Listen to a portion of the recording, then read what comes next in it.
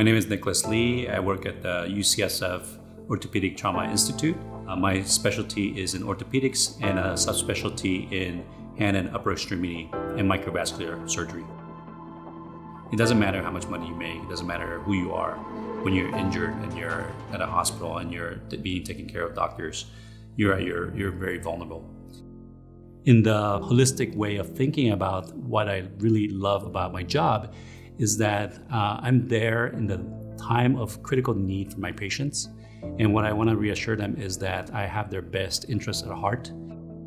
My husband came up and he said, KK, something's like really wrong. And he had his phone and it was the social worker from the general calling to tell us that Gus was in a horrible accident. He was in surgery. The only thing I remember is honestly being at work. I was waiting late that day. All I know is from the police report, it said that I had speed wobble and I accelerated to a pretty fast speed and I hit the front of a van. The police report said I got shot 2 to 3 stories up in the air. The whole motorcycle is totaled, it's ripped up into pieces, so I guess I'm pretty lucky that I'm still in one piece.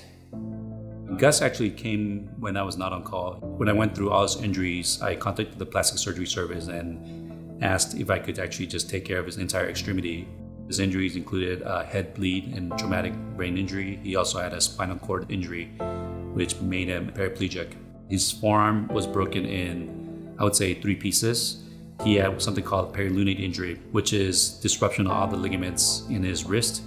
And it's probably one of the worst injuries I've seen. There was nothing holding his wrist together. He also had exposed ulnar nerve and artery. So in a sense, we were doing close to 8 procedures at one time. What was great about Dr. Lee, though, was that he took me to the side and went over everything so I could take notes. He brought up every single x-ray that Gus had had and went through in great detail everything that they had done. We went over the pre-injury and then what we did after surgery, and we kept repeating this until it was very clear for them what we did. What I wanted for him in terms of final outcome was to have a painless extremity that he could use that's functional, whereas he could make a fist and open it, and I think we achieved that actually. So, you can see, this is pretty normal. When I rotate down, that's as far as it goes. And then for rotation, it's almost back to normal. It's pretty close. So it's come quite a ways. I credit Gus's success with the functionality of his left wrist and it being as good and as strong as it is to Dr. Lee. The fact that he can get around independently, I think is fantastic and does a whole lot, I think, for his sense of self and his independence and just ability to function in everyday life. And I credit that all to Orthopaedic Trauma Institute. They were amazing. They're just amazing.